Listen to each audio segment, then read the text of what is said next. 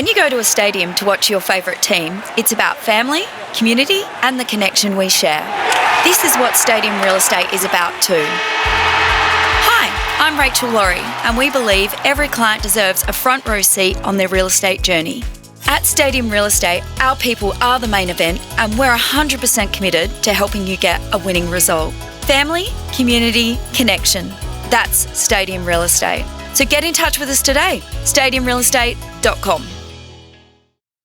Yes, welcome to the Christmas edition of Straight Brat, proudly brought to you by the Arkaba Hotel, Stadium Real Estate and Platinum Print Group.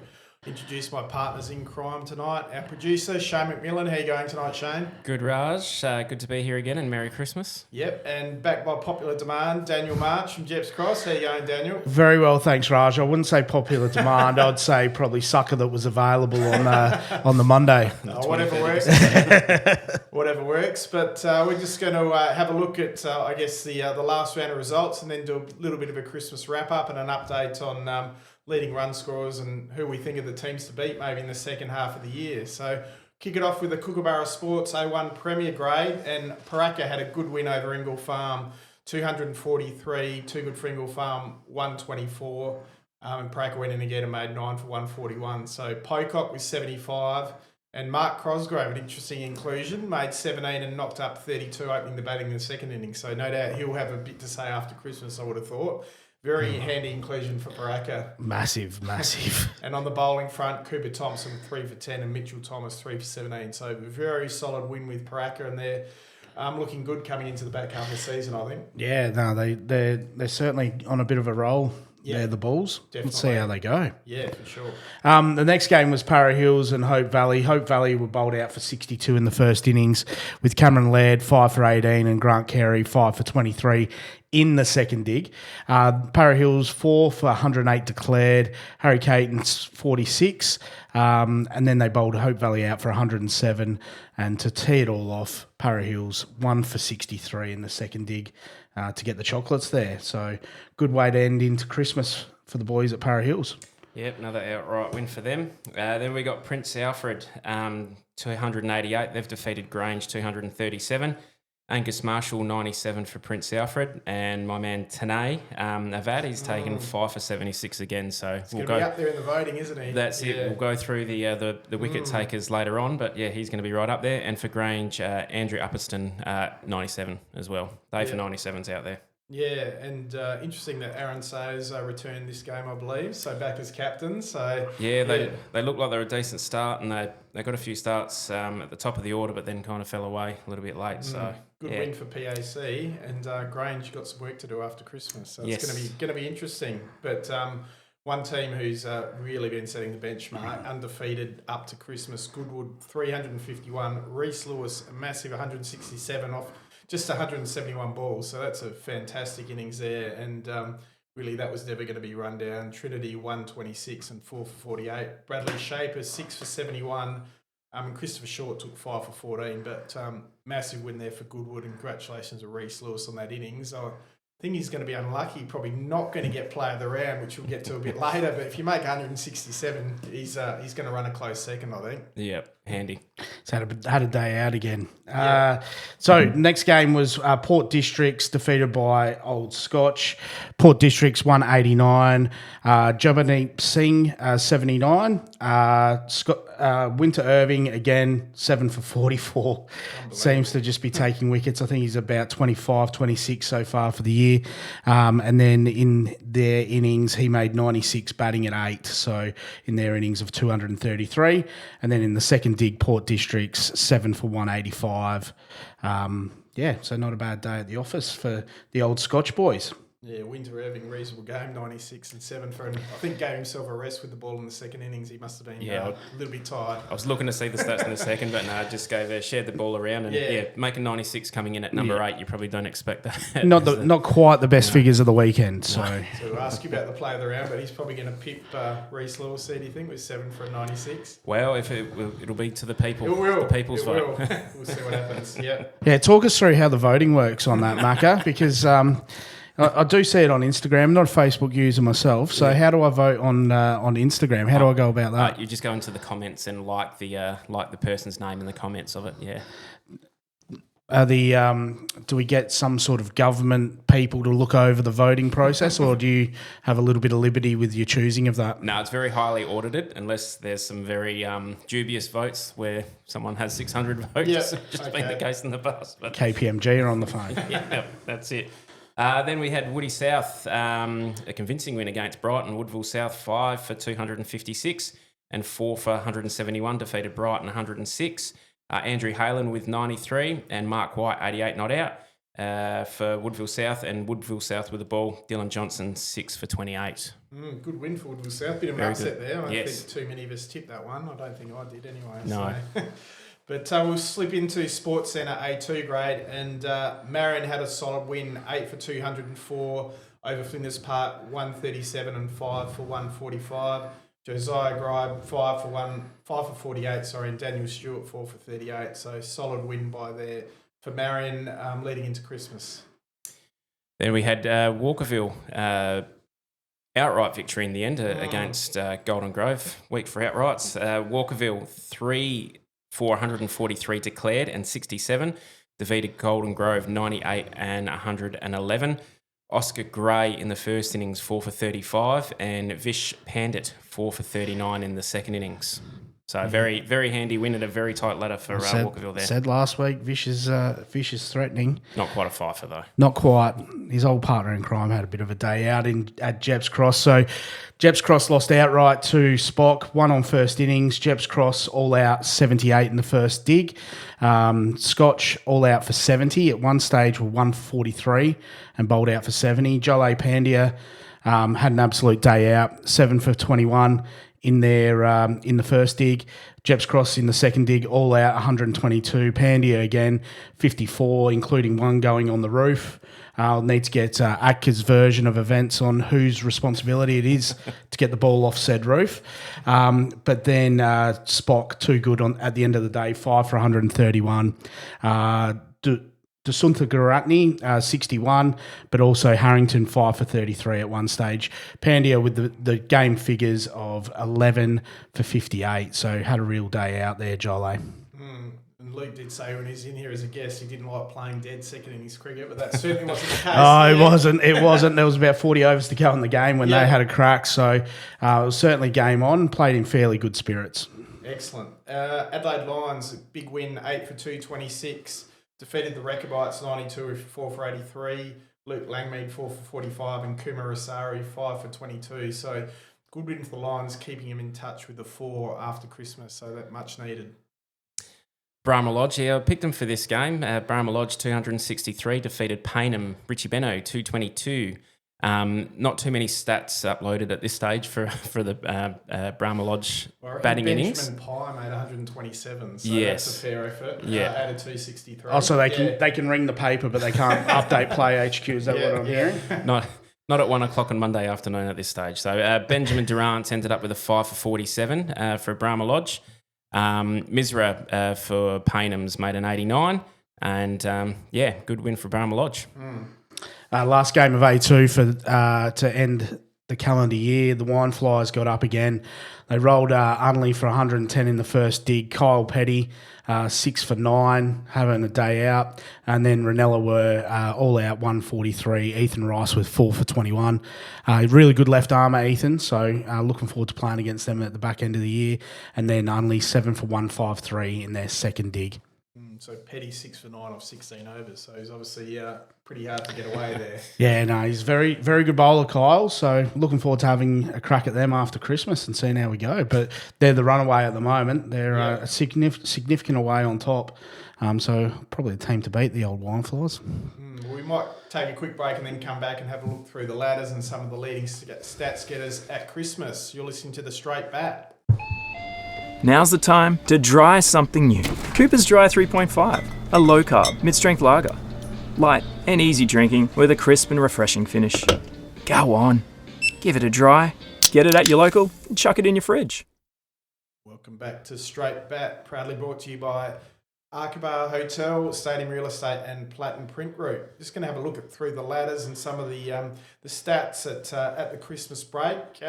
With the A1, Goodwood clearly on top, 5 wins, 89 points. Head of Para Hills with 4 wins on 81. Paraka also 4 wins, 72 points. POC rounding out the 4, 3 wins with 66 points. Old Scotch at their heels also on 3 wins with 63 points.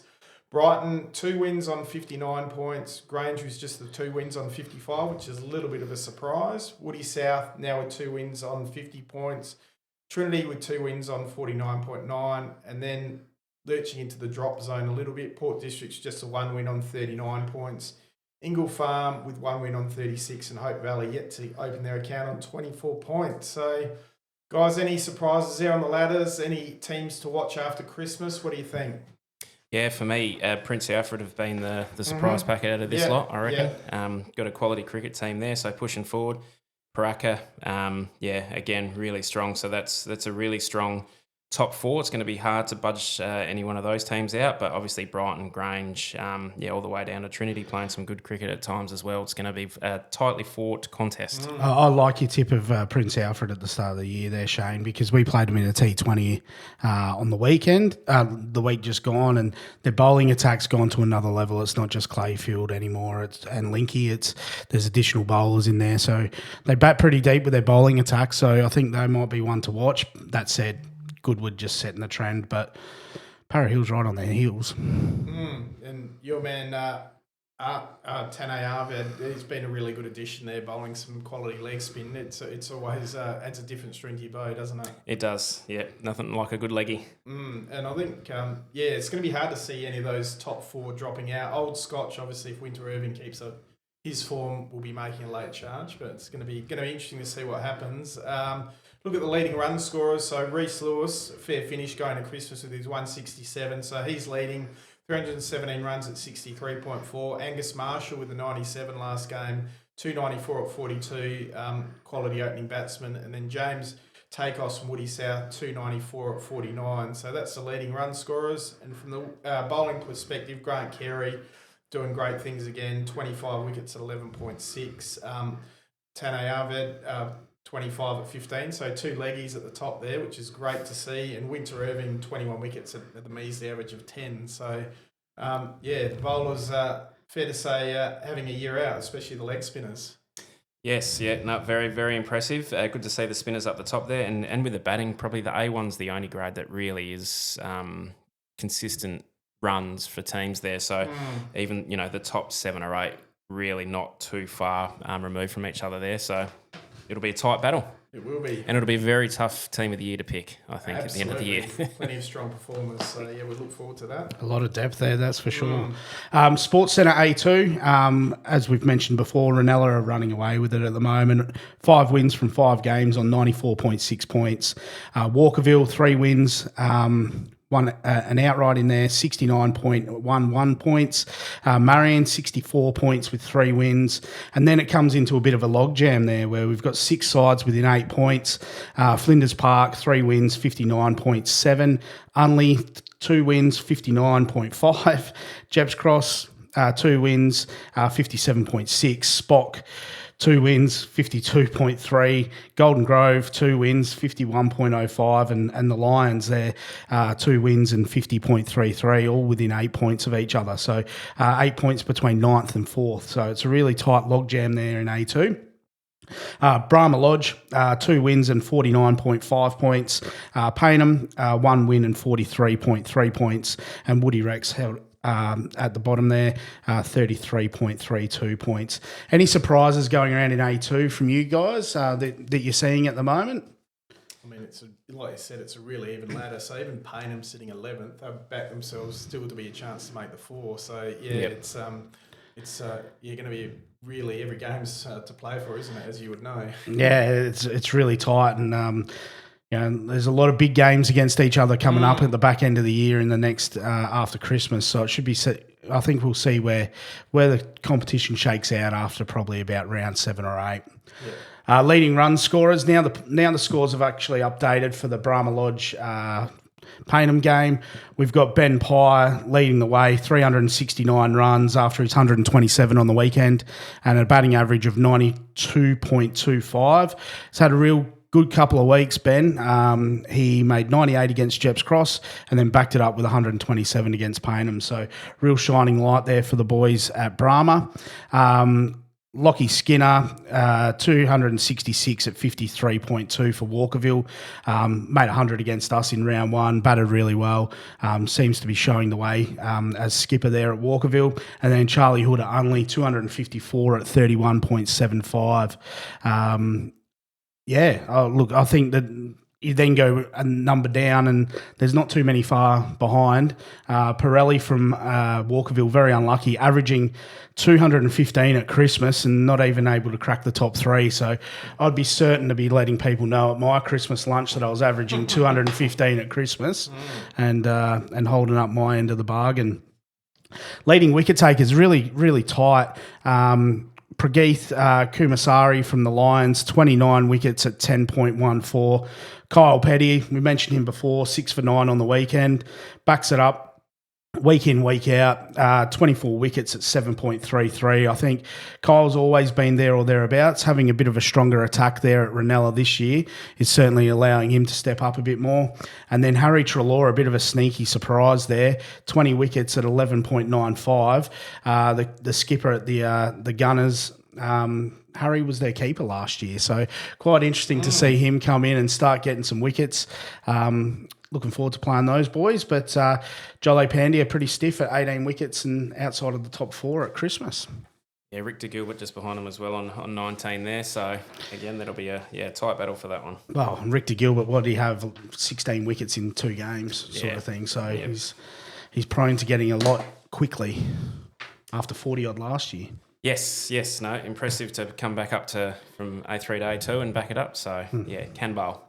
So we'll go into the A3 Coopers grade. So Old Ignatian sitting on top on 88 points, followed by Hectorville on 80. They're the 2 undefeated teams leading into Christmas. Ingle Farm sitting on 75 with Goodwood in 4th, just behind them on 74 points. Sacred Heart, 64 points. Ross Trevor in 6th on 57.3. Again, this is very, very tight as well. Fulham at 7 on 53 points. Para Hills at number 8 on 53. Modbury, good to see them having a couple of wins this year, sitting 9th on 47 points. Ranella at 10 on 46 points. Pulteney, bit of an introduction back into A-grade cricket, so they're sitting on 40 points at the moment. And Paraka sitting at the bottom of the table of the A3 grade on 23 points. I did watch a little bit of the Ingle Farm Paraka game, and it was over fairly early, the outright victory there. So they're struggling a little bit in their B grade in the A3 there. No surprise why Old Iggy's are on top when you've got 2 guys who've taken 44 wickets at 7 between them. So they're obviously their attack is proving difficult for other clubs to combat at the moment. There's some very, very handy bowling averages in the it's great to see Sacred Heart resurrecting their 2-day side as well after a little quick hiatus, and Pulteney back in the mix there. It's really great to see some of those sides re-entering the 2-day frame. It's just going to make A1 to A3 a lot stronger competitions, which is fantastic. Yeah. Do you know what was the backbone of Pulteney coming back in, Shane? Because obviously they were out for a long time. Was it a group of guys who got back together, or? No, not 100% sure. Okay, no, we'll have to. Oh, thanks for the special comments. Operations manager extraordinaire doesn't even know. We'll do some research on that one, because they were a strong club in A1 for a number of years. And all the guys retired pretty much at the same time and they fell away. But might need to get a bit of a backstory there. Maybe. We'll have to get Dave back on the podcast at this rate, I reckon. Oh, Dave's gone on holiday, so shout out to Dave if you're listening. Yeah, exactly. Yeah. So there we've got the leading run scorers. Mitchell Simpson from Rocks, 346 at 115 average. So that's fairly handy. Didn't he start the year with a double? Well, that helps. Yeah, that does help. But he's too good for A3 though. He's a very good player. Yeah. My man Braden Futrell, Para Hills keeper in the A3s, 243 at 40 runs. So good to see Braden making a few runs. And Adam Harris from Modbury, 229 runs at 38. So, again, good to see Modbury, traditionally strong club. So, hopefully they're on the way up. I know they're doing some good stuff in their juniors. They've got quite a few junior teams there. So, that is good to see. Yeah. Then we go into the bowling, and some of the bowling averages here. Matt Wood from Engle Farm, he's got 24 wickets at 5 runs average. Wow. Anthony Reynolds, Old Iggy's, 22 at an average of 6. And Henry Stevens, 22, a little bit expensive. His average is 8. Yeah. So needs to tighten up after Christmas. yes, surely they're going to have a few words with him there. That looks like my bowling average versus my nana at Christmas, really, to be honest. But that's extraordinary numbers. 3 blokes averaging under 10 with the rock. Yeah. Well, 8 and under. That's just nuts. That's insane numbers. Yep. So maybe expect Rocks to make a charge after Christmas on the back of Mitchell Simpson if he continues that form. Yeah. He can play the lad. He's missed a few games last year, but certainly he can certainly play. The competition looks really even in A3, as Shane said, from 5th basically down to 9th is just a logjam again, very similar to A2. So it's good, but it's great to see some of those standalone clubs. Your Iggy's, your Hectorvilles, your Shocks, your Pultneys, there or thereabouts, back in A3 and pushing towards A2. Goodwood sitting top of A1, and they've got a team in the 4 in A3, so they've got a bit of depth to call on there if they need Very it. much so. Very handy. We move into the women's grade, and Ranella sitting on top, 7 wins at 80 points. Payneham have won 5 games, they're second on 60. Port Adelaide with 4 wins on 50, tied with Glenelg and Kensington, both with 4 wins on 50. So, and then West Torrens 2 wins on 30 points. Para Hills with the 2 wins on 30, and Sturt on 10 points, bringing up the rear. So, again, a pretty even ladder. Ranella the standout, but then you got 3 teams on 50 between 3rd and 5th. So, it's going to be an interesting time after Christmas. The run scorer is Kate Evans from Payneham, well-known name, 206 runs at 206. So she's going all right there. She might be telling a few stories about her batting average at Christmas as well. That's it. Joe Cook, the veteran from Ranella, 179 at 35. And Katie McInnes Northcott from Port Adelaide, 151 at 75. So some good performances there. And from the bowling perspective, Samantha Tamita from Payneham, 10 wickets at 8. And Hayley Rudder from Kensington, 10 wickets at 11. So some solid performances there in the women's competition. It's looking great. It's starting to look like a real healthy, competitive competition. Everyone apart from Sturt's got a win. Everyone apart from Sturt's on 2 wins. Leading into Christmas. So I think it's starting to show a really strong comp, which is fantastic. I think it's growing every year, isn't it, Shane? I guess with the pathways through to the strikers and the Australian women doing such great things, it seems to be growing and the popularity is rising all the time, which is good. Yeah, and we see it in the junior space. There's a lot of extra teams in the girls coming through. So hopefully in years to come that will turn into more senior teams within ATCA, because we look at this, it's great having the district clubs in there, so it's a big mixture of teams there. We've got a lot of the older heads, your Ranellas and Payneham and whatnot, and then against a lot of the young girls coming through from Port Adelaide, Kensington and whatnot. So it's good competition. Fantastic. Now cricket for all the bat giveaway, what can you tell us about that, and how do people get involved in that competition? Yeah, again, we'll just we'll share the link. Basically, you don't have to do anything to win it. You've just got to register your name.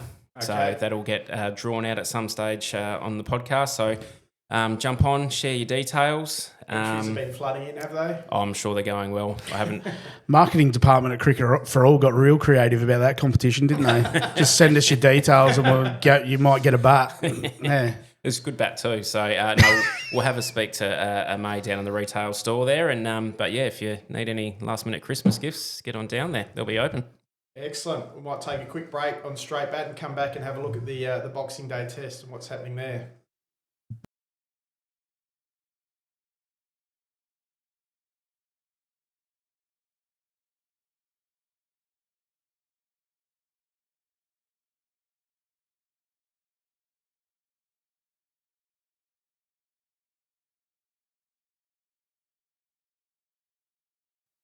Take your live sport entertainment to the next level at Sporties in the Aqaba Hotel.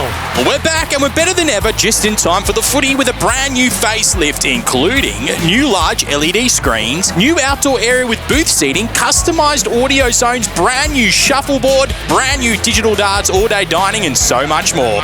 Same love for live sport. Sporties is Adelaide's home of live sport. Take your live sport entertainment to the next level at Sporties in the Aqaba Hotel.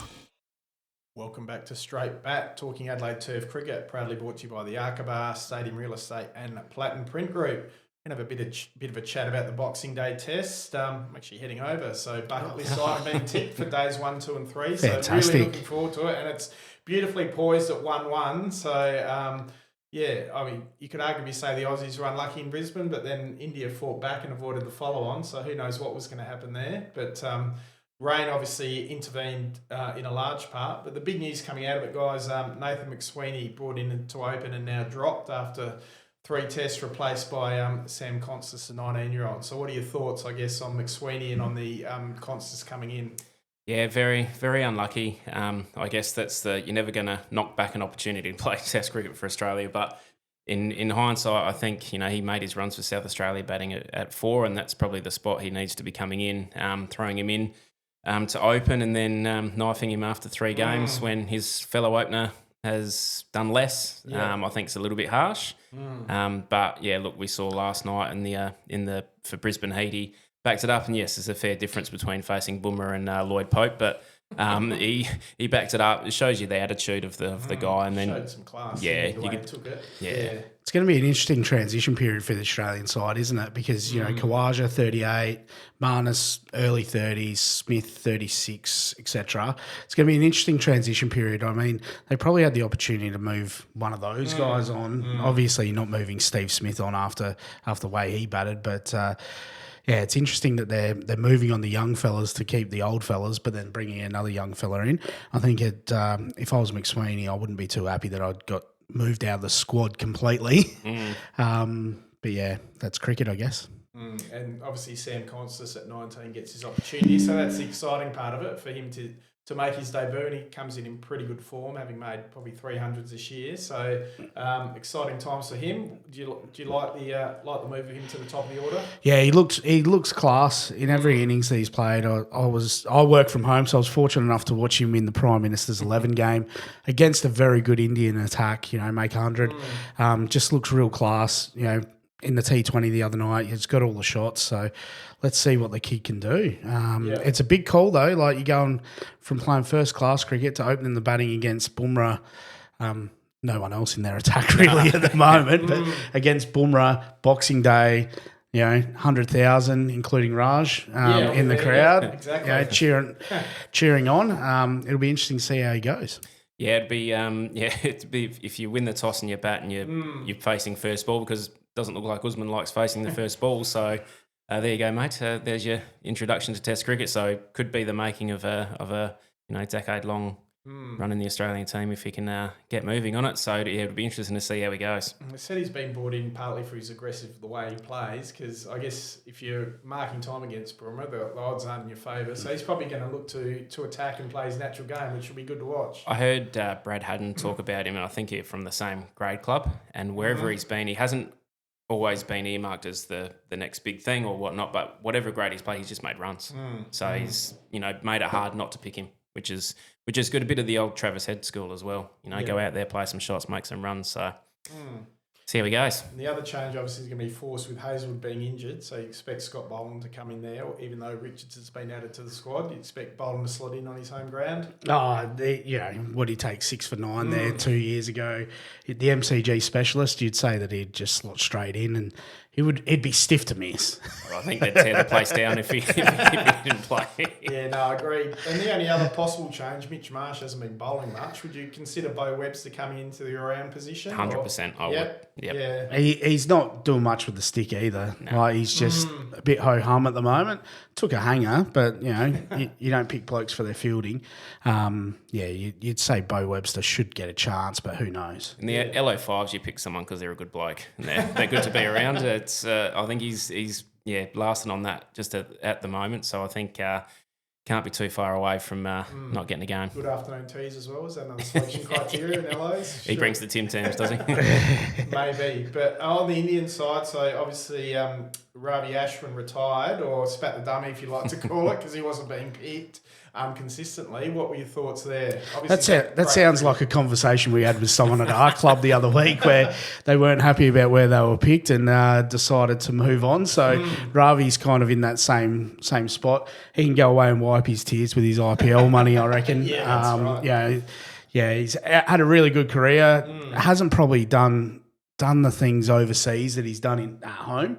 But, very good cricket. I don't know how he's made Test hundreds. He can't bat.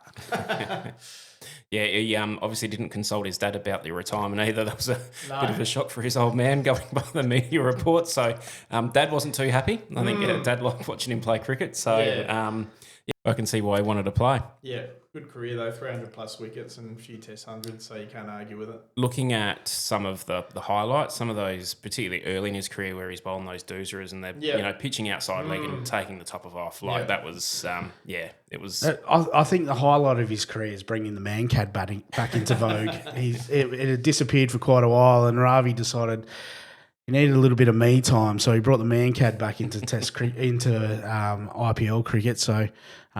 You trade careers with him in a heartbeat, wouldn't you? Yeah, absolutely. And being in the media business as we are, there's been a bit of media spats going on. Obviously, firstly, Kohli spitting the dummy at the airport for his family being filmed, and then something happened at the media yesterday.